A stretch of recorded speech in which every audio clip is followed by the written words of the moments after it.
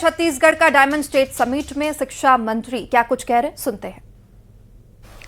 बच्चे अपने पुरुषार्थ से और जो स्कूल में जो ज्ञान मिलता है उसके आधार पे वो पढ़ाई में ध्यान देते हैं। उसके तुलना हम प्राइवेट स्कूल में देखते हैं तो प्राइवेट स्कूल में देखा जाता है कि जो बच्चे के साथ साथ ऐसा मैं महसूस करता हूं कि पेरेंट्स भी पढ़ते हैं, ऐसा लगता है।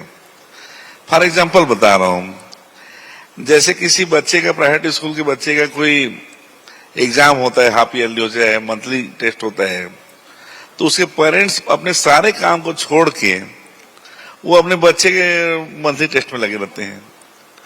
पेरेंट्स टीचर मीट जब होता है, अगर प्राइवेट स्कूल से मैनेजमेंट से फोन आ जाए पेरेंट्स को कि कल पेरेंट्स टीचर मीट है, आपको पहुंचना है 11 PM को, तो पेरेंट्स सब काम छोड़ के दौड़ के जाते हैं। यही हम सरकारी स्कूल में देखे। हमारे भी हम कोशिश करते हैं कि पीटीएम हो। माननीय मुख्यमंत्री जी ने पीटीएम व्यवस्था इस साल चालू की। न्योता भोज हमने किया कि समाज के सब लोग जोड़े, पालक वहां आए, जन भागीदारी समिति का गठन हुआ और उसका नियम है कि 60% से ज्यादा लोग उसमें ऐसे लोग रहे जिसके बच्चे वहां पढ़े। उसका उद्देश्य ये है कि आप आए जाए, मनोबल बच्चा क्या होता है, अगर उसके माता पिता एक थोड़ा मनोबल कुछ बोलते हैं तो बच्चे का बहुत मनोबल बढ़ता है। यहां तो ये देखा जाता है कि पीटीएम के लिए हेडमास्टर इस बच्चे के घर तक भी जाता है तो भी उसका जो पालक वो आता नहीं है। तो ये एक चुनौती है हमारे पास। हमको लोगों के मन में जो बैठा है कि सरकारी स्कूल में ऐसा है, प्राइवेट स्कूल अच्छा है, इस गलतफहमी, मैं गलतफहमी बोल रहा हूं, उसको हमको दूर करना है। दूर इसलिए करना है कि मैं ऐसा मानता हूं कि बहुत योग्य लोग जो बीएड किए रहते हैं, डीएड किए रहते हैं, टीईटी किए रहते हैं, इवन व्यापम में जिन्होंने कंपटीशन एग्जाम दिलाया तब वो शिक्षक बनते हैं। 5 प्रकार का वो एग्जाम दिलाते हैं तब वो टीचर बनते हैं, सरकारी टीचर बनते हैं। तो आप समझ सकते हैं कि उनका स्टैंडर्ड तो अच्छा रहता है। हमको सिर्फ शिक्षक और पालक के बीच का एक सेतु बनना है। सरकार का काम है कि हम शिक्षकों को मनोबल बढ़ाएं। सरकार का काम है जो अति आवश्यक सुविधाएं उनको हम दें, और इसमें हम बहुत आगे आए हैं।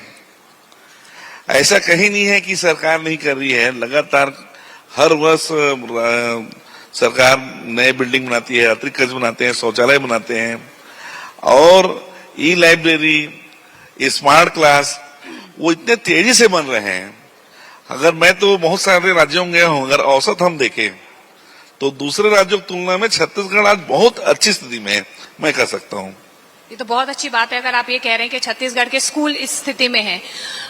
लेकिन गजेंद्र यादव जी, प्रधानमंत्री नरेंद्र मोदी ने हाल ही में देश की जनता के सामने कुछ बातें रखी हैं। खासतौर पर युवाओं के लिए भी कहा है कि ऑनलाइन शिक्षा जो है वो होनी चाहिए।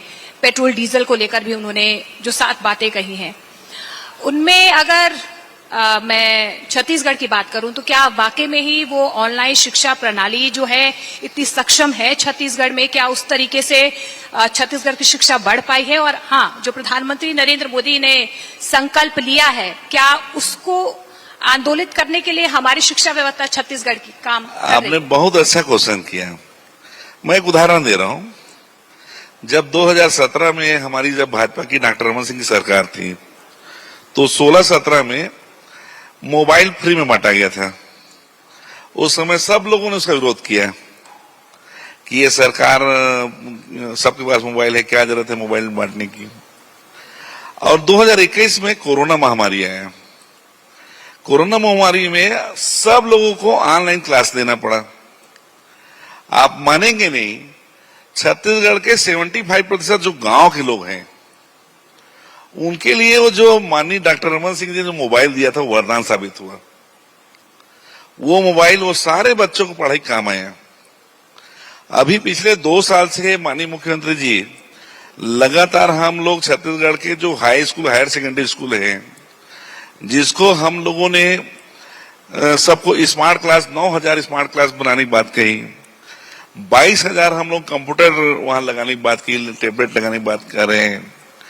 आज हमारी इतनी तैयारी है, अगर आज माननीय नरेंद्र मोदी जी बोले तो 3 महीने के अंदर हम सारे हाई स्कूल, हायर सेकेंडरी को लगभग सभी जगह हमारा स्मार्ट कार्ड लग गया है।